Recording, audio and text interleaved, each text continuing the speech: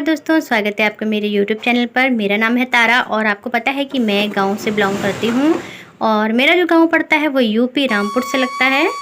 तो दोस्तों, आशा करती हूं कि आप सब कुशल मंगल होंगे। जो भी मेरे छोटे बहन भाई वीडियो को देख रहे हैं उनके लिए बहुत सारी शुभकामनाएँ। और जो मेरे बड़े बुजुर्ग माताएँ और जो भी बुजुर्ग हैं उनके लिए बस यही दुआ करूँगी, सेहत से हमेशा हष्ट पुष्ट रहें और खुश रहें, मस्त रहें। तो दोस्तों चलिए आज का ब्लॉग स्टार्ट करते हैं। तो जब मैं सुबह उठी तो दोस्तों 4 बज रहा था। 4 बजे जब मैं उठी तो सबसे पहला काम होता है सीधे जाना है, जानवरों को चारा डालना है। जो भी हमारे दुधारू जानवर हैं उनको, और जो दूध नहीं भी देते हैं जो भी जानवर हैं, सबसे पहले हम उनको चारा डालते हैं। क्योंकि जब तक हमारे दूध निकालने का टाइम होता है तो गाय भैंस जो भी है चारा खा लेती हैं, तो दूध की मात्रा जो होती है पूरी हो जाती है। क्योंकि दोस्तों 4 बजे से अगर चारा खाएंगे तो हमें दूध निकालना होता है लगभग 6 बजे। तो काफ़ी समय मिल जाता है, जानवरों को अच्छे से दूध बन जाता है उनके अंदर। तो दूध निकालते हैं तो पूरी मात्रा में दूध निकल आता है। तो इसलिए दोस्तों मैं सबसे उठकर पहले जो गई थी वो चारा डाल कर आई थी। उसके बाद में फिर मैंने लगाई झाड़ू। तो जानवरों के नीचे बहुत ही रात का जो पेशाब होता है वो भी पड़ा था नीचे गौ माता के हमारी, और गोबर था, गोबर को काट देते हैं जानवर जब बैठते हैं। तो दिन में तो ऐसा होता है दोस्तों, हम दिन में जैसे ही गोबर करते हैं जानवर, वैसे ही फावड़ा या कोई जैसे कस्सी, जिसको कस्सी बोलते हैं फावड़ा, उससे भर देते हैं या फिर हाथ से भी उठाकर एक परात में भरते रहते हैं बड़े तसले में। लेकिन दोस्तों रात में जो होता है, रात में कोई देख नहीं पाता, रात में जानवर चारा खाते हैं, बहुत सारा गोबर करते हैं तो उसी के ऊपर बैठ जाते हैं और चलने फिरने से गोबर खराब हो जाता है, कट जाता है। तो दोस्तों उसको इकट्ठा करने में बहुत समय लगता है। तो मैंने एक झाड़ू ली है, झाड़ू से मैं सारा गोबर समेट रही हूँ और सबसे पहले मैं कूड़े को परात में भरूंगी और फिर कूड़ा फेंक कर आऊँगी।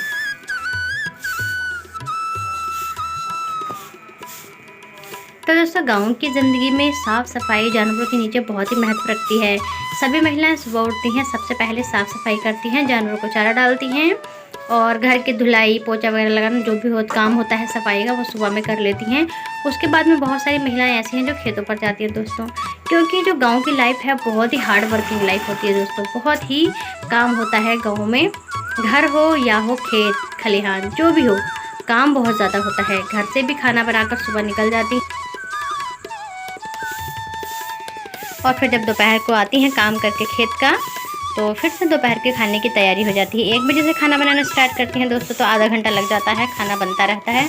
तो कुछ चूल्हे पर बनाती हैं, कुछ गैस पर बनाती हैं दोस्तों। ज़्यादातर तो चूल्हा ही इस्तेमाल किया जाता है गाँव में। आप सभी जानते हैं कि गाँव में ज़्यादातर लोग चूल्हे जलाने वाले होते हैं। तो दोस्तों चूल्हे पर बनाएं, गैस पर बनाएं, लेकिन 1 से 1.5 घंटा या फिर आधा घंटा खिचड़ी बनती है दोस्तों, तो आधा घंटा लग जाता है।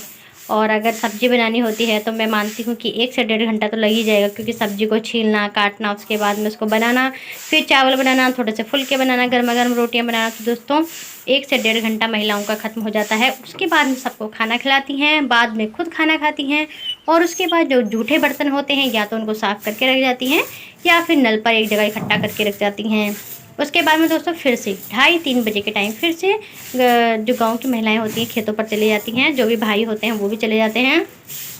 फिर दोस्तों जो भी अपना काम है खेत का वो करके आते हैं। उसके बाद में जानवरों के लिए चारा भी आते हैं। जैसे जब खेत पर जाते हैं वहाँ जो घास निकलती है सफाई करने के बाद, या फिर जो घास लेने जाते हैं उधर से जानवरों के लिए अपना चारा भी बना कर लेकर आते हैं। फिर शाम को जब आते हैं दोस्तों तो सबसे पहला काम होता है जानवरों को अंदर से बाहर बांधना। क्योंकि दोपहर हो रही होती है, दोपहर में अंदर बांध देते हैं, फिर शाम को आते हैं तो फिर से उनको बाहर निकालते हैं।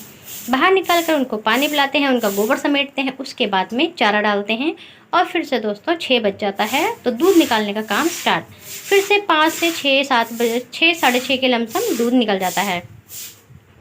और दोस्तों उसके बाद जब खेत से आने के बाद चारा डाल देते हैं, दूध निकाल लेते हैं, सारा काम हो जाता है जानवरों का। फिर आ जाते हैं अपने किचन में। तो किचन में फिर से बर्तन पड़े होते हैं, बर्तनों को साफ़ करते हैं। उसके बाद में बर्तन साफ़ करने के बाद में फिर खाने की तैयारी हो जाती है और नहाने धोने की हो जाती है। उसके बीच में जो बच्चे परेशान करते हैं दोस्तों वो अलग। तो दोस्तों कुल मिलाकर गाँव की जो लाइफ है बहुत ही स्ट्रगल है दोस्तों। क्योंकि गाँव में काम काज अपने आप ही न जाने क्यों बढ़ी जाते हैं। लेकिन दोस्तों शहरों की जो लाइफ है, शहरों में पूरा दिन टाइम पास कैसे करें यही पता नहीं चलता है, लेकिन गांव में टाइम पास हो कैसे जाता है ये पता नहीं चलता है। तो दोस्तों दोनों ही बातें सेम है, लेकिन थोड़ा डिफरेंस है कि गांव में पता ही नहीं चलता समय कैसे बीत जाता है। और शहरों में टाइम पास करने के लिए कुछ आइडिया लगाने पड़ते हैं, कुछ सोचना पड़ता है कहाँ जाएं, क्या करें, क्या बनाएं, क्या खाएं जो टाइम पास हो जाए। तो दोस्तों बहुत ही डिफरेंस लाइफ है, गांव और शहर में बहुत अंतर होता है दोस्तों। तभी तो गांव के लोग हैं, आपने देखा होगा, सेहत से फिट रहते हैं। और दोस्तों कोरोना काल में मैं आपको बताना चाहूँगी, कोरोना काल में एक भी पेशेंट हमारे गांव में नहीं निकला था। और गांव का तो मैं नहीं कह सकती, लेकिन दोस्तों हमारे गांव में कोरोना छू भी नहीं पाया किसी को। हालांकि पूरी दुनिया में हाहाकार हो रहा था, लेकिन दोस्तों गांव बिल्कुल सेफ थे, क्योंकि जो गांव के लोग होते हैं ना, वो कामकाज वाले होते हैं, दूध दही मठा सब खाते हैं, इसलिए उनकी जो शारीरिक शक्ति होती है वो भी अच्छी सी बनी होती है। तो देखिए दोस्तों, सुबह की साफ़ सफाई करने के बाद में फिर मेरा जो टाइम हो गया था दूध निकालने का हो गया था। और दूध निकालने के बाद अभी मुझे बच्चों को नाश्ता बनाकर स्कूल भेजना है। तो दोस्तों तब की मैं वीडियो नहीं शूट कर पाऊँगी, क्योंकि सुबह में बच्चों को भेजने का बहुत काम होता है। मुझे अभी 3 बच्चों को अपने तैयार करके स्कूल भेजना है, उनका जो लंच है वो भी तैयार करना है दोस्तों। तो सबसे पहले मैं दूध निकाल रही हूँ। देखिए सुबह में 6 बजे के जो बाद का टाइम होता है वो दूध से स्टार्ट हो जाता है। तो मैं दूध निकाल रही हूँ, 6:10 हो रहे हैं। और दूध निकालने के बाद में फिर मैं दूध को गर्म करूँगी, चाय बनाऊँगी, बच्चों की थोड़ी सी सब्जी बनानी है सूखी, मुझे ताज़ा सब्जी, क्योंकि दोस्तों गर्मी का समय चल रहा है। और मैं जब अपने बच्चों के लिए कुछ खाना मैं बनाती हूँ तो ताज़ा बनाती हूँ। ऐसा नहीं कि रात की सब्जी बची है उसी को गर्म करके दे दिया, नहीं दोस्तों, मैं ताज़ा बना कर देती हूँ अपने बच्चों को खाना। और जो भी पराठे होते हैं या फुलके होते हैं, रोटियां, उन पर घी लगाकर गर्मा गर्म उनको पैक करके दे देती हूँ। या फिर बच्चों की जो डिमांड होती है दोस्तों, कभी कभी वो भी पूरी करनी होती है। तो दोस्तों ऐसा नहीं है कि गाँव में महिलाएं काम के साथ साथ अपने बच्चों पर ध्यान नहीं देते हैं दोस्तों, हम पूरा ध्यान देते हैं, क्योंकि बच्चे ही हमारी ज़िंदगी हैं। तो देखिए दोस्तों, मेरा जो दूध है गौ माता से मैंने निकाला है वो निकल चुका है। और अब इसके बाद में नाश्ता तो मैंने करा ही दिया है, वो मैं आपको नहीं दिखा पाई दोस्तों। अब मेरे जो दोपहर के खाने की तैयारी है ना, मैं आपको वो दिखाऊंगी। तो दोस्तों दोपहर में जब महिलाएं खाना बनाती हैं ना, तो ज़्यादातर चूल्हे पर खाना बनाती हैं।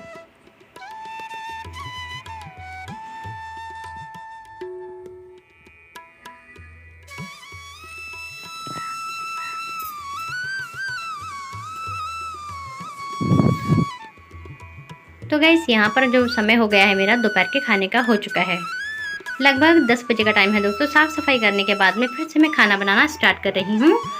और दोस्तों मैं चढ़ गई हूँ कुर्सी लेकर तुरई की बेल पर तुरई तोड़ने के लिए, क्योंकि दोस्तों घर की बेल हैं तो ताज़ा ताज़ा जब तुरई बनाते हैं, लौकी हो तुरई हो, बहुत ही स्वाद आता है उनमें खाने में। लेकिन दोस्तों मैं बनाऊँगी थोड़ा तरी वाली सब्ज़ी तुरई की, और क्योंकि मुझे चावल बनाने हैं साथ में, बच्चे चावलों के साथ तुरई की सब्ज़ी खाना बहुत पसंद करते हैं, तरी वाली। तो दोस्तों गाँव में ज़्यादातर दोपहर को ऐसी ही सब्ज़ी बनाई जाती है। तो मैं देखिए आधा किलो से ज़्यादा तुरई निकली थी, उनको तोड़ कर ले आई हूँ, छील रही हूँ और फिर इनको मैं काटूंगी।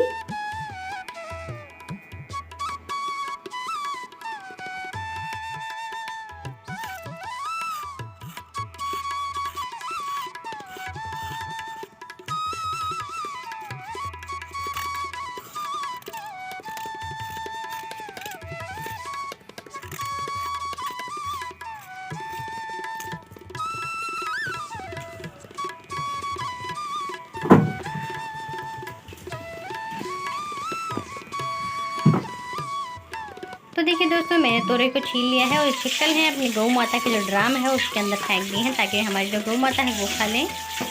और उसके बाद मैं तोरई को धोकर लेकर आऊँगी।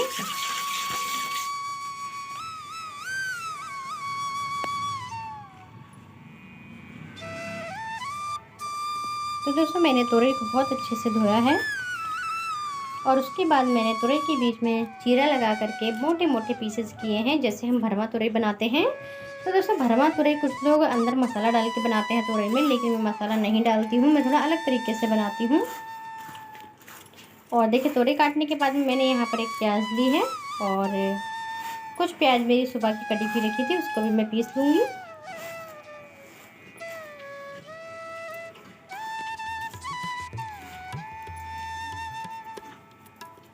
और देखिए दोस्तों मैंने यहाँ पर 4 से 5 साबुत लाल मिर्च जो होती है ना वो ली है मैंने यहाँ, क्योंकि मसाले में जब हम प्योर शुद्ध मसाला पीसते हैं तो उसकी जो सब्ज़ी होती है ना उसका टेस्ट अलग ही आता है दोस्तों।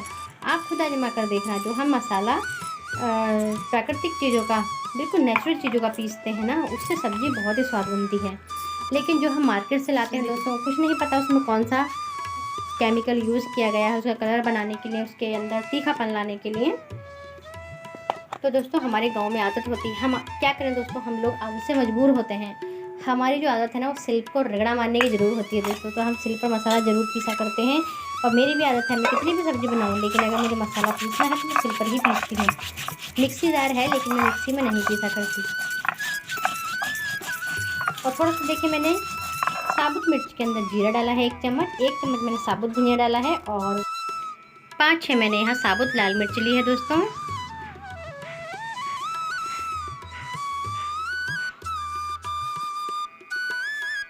सिल पर मसाला पीसना कोई बड़ी बात नहीं होती है, लेकिन महिलाएं थोड़ा इस वजह से हिचकिचाती हैं क्योंकि मिर्ची पीसने से हाथों में मिर्ची लगने लग जाती हैं और गर्मियों में वाकई में दोस्तों जलन होती है। लेकिन खैर मेरी आदत पड़ चुकी है तो मुझे कोई फ़र्क नहीं पड़ता है। जो लोग पीसते रहते हैं उनका तो डेली रूटीन काम है ये, तो उन्हें ज़्यादा फ़र्क नहीं पड़ता इस चीज़ से। तो देखिए मैंने जो साबुत मसाले थे वो पीस लिए हैं। अब मैं प्याज पीस रही हूँ, लहसुन मैंने बिल्कुल नहीं डाला है।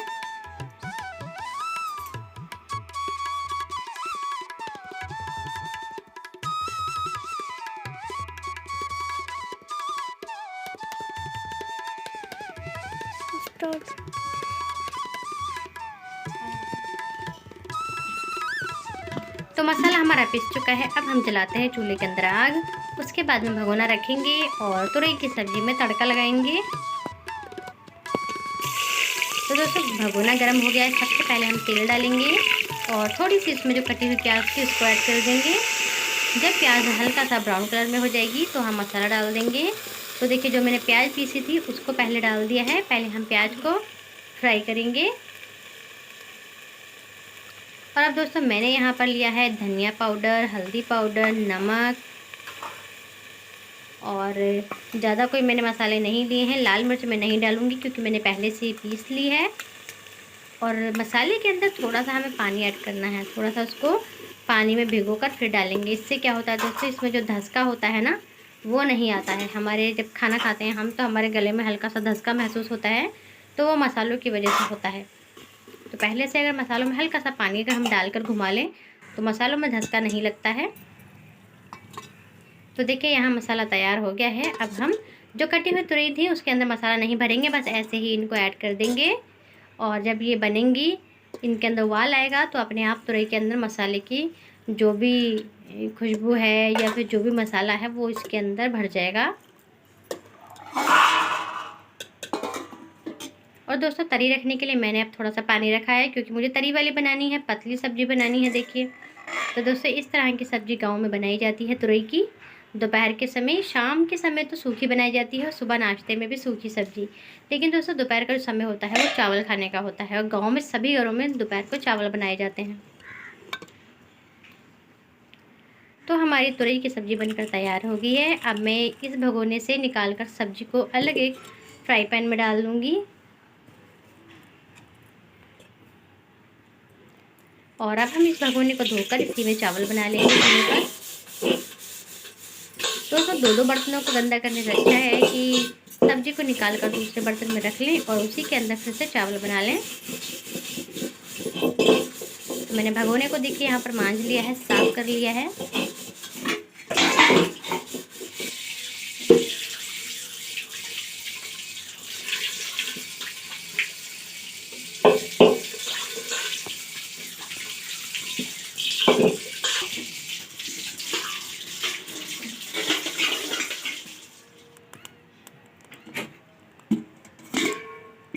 तो हमारा भगोना साफ़ हो चुका है। अब हम चूल्हे के ऊपर रखेंगे और इसमें डालेंगे पानी। तो दोस्तों पानी का जो मेजरमेंट होता है चावल बनाने के लिए चूल्हे पर वो ये होता है कि जितने हमने चावल लिए हैं उसी गिलास के हिसाब से हम पानी डालेंगे। तो दोस्तों जो हमारा मोटा चावल होता है उसमें 1 गिलास चावल में 2 गिलास पानी डाला जाता है।